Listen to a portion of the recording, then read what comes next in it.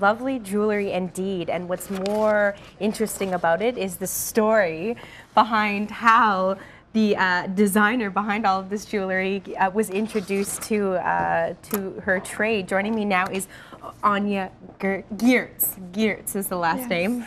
How are you doing? Good, thank you. How are you? Really good. Okay, so you're the owner or co-owner of Zahara Jewellery. I'm the owner, yeah. Okay, tell me how you were introduced to silversmith. So I was living in Mexico and traveling, and I was on a bus, and I got off the bus, and it was pretty much all locals, but there was one other gentleman there who was traveling, and when we got off the bus, he kind of turned to me and said, and I hadn't actually talked to him the entire time, but he turned to me and said, listen, I'm really desperate, like my bank card isn't working, I have nothing left. I was wondering if you could lend me $100. And I don't know why I said yes, because I had like $172 in my bank account, but he was just so desperate, and he was so honest and really like, you know what, I'll get it back to you. I promise I'll get it back to you. I promise. So I gave him the $100, and I cried for a week afterwards, because I thought, my gosh, like, this is like, I was living off $5 a day. It was like 3 months of livelihood. Anyways, he sent me an email 2 weeks later and said, you know what, your $100 is here with a friend. You're welcome to come and stay with him. And so I went to go and collect my $100, ended up staying with his friend, and I said, listen, I'm really interested in learning how to make jewelry, and he introduced me to the silversmiths that I started my business with. So you never know, you know, karma comes around. And for sure. And then you said you moved to Ottawa, you were working out of your car for a while, and now finally, after 6 years, you have, or that was 6 years ago, and then now you have the actual store, the location in Westboro, right? Yep, storefront in Westboro. Okay, so we're looking at a ton of jewelry that you have actually personally designed, but you also offer wedding band workshops. Yeah, so the store is a collection of our own jewelry. I'm not our only designer. I work with friends of mine and people I work with, but most of the store is our entire line of jewelry. We also carry other local artists, and we just recently started offering workshops.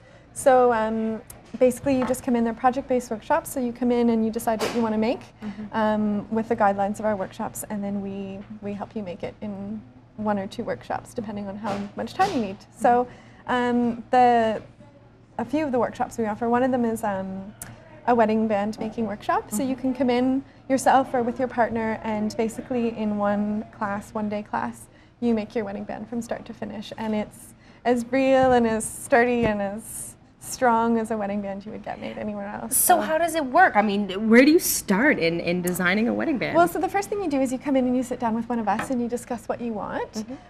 We put out a few samples here just in silver, but basically some people come in with no idea, some people come in with some pictures, and we sort of tailor the wedding band to what you want. So if you want 18 karat gold, if you want white gold, if you want 14 karat gold, we sort of discuss that in advance, and we prepare the metal for you.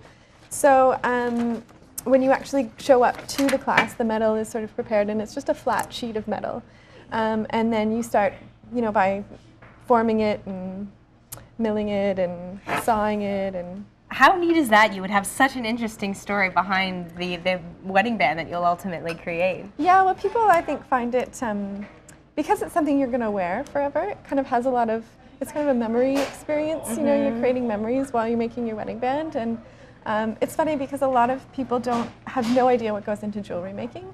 So they come and they sit down and they look at this flat sheet of metal and they think, how is this ever going to be my wedding band? But as the day kind of goes on, and it comes together step by step, and people slowly start to see how it all gets formed and made, and people really, really enjoy it. It's we've had a few classes now, and sometimes the men come in thinking like, oh gosh, I'm being dragged in to do this, but because there's like soldering, you're using a torch and you're using a saw, and you know, there's a lot of interesting things involved, and usually it's the men that leave like, woohoo, this is so great, you know, I made my own wedding band, this is awesome. So nobody realizes how much and what type of work goes into making jewelry. So it's a great experience to sort of understand how jewelry is made and what goes into metal forming. And it's not just the workshops that you offer, the different designs that you have. I mean, this ring, I was immediately drawn to it. This is gorgeous. Where are you sourcing your stones from? So the gemstones I source all over the world. So depending on where they're mined or where they're cut. Sometimes I go directly to the mine, sometimes I just deal directly with the stone cutters. But mostly in Mexico and Brazil and Africa in India. There's gemstones from all over the world. So yeah, each piece is unique. And that's exactly the word I was going to use. So unique. Not only the stones that you're using, but also how you're intertwining them into the ring. That's really, really interesting, Ania. Thanks a lot for coming in today. Yeah, thank you for having me. It was such a pleasure to meet you and such an interesting backstory. Yeah, thank you. You can go to their website to look at all of the information, but what an interesting way to perhaps design your wedding band. Maybe go in and not only design it, but be involved in the process.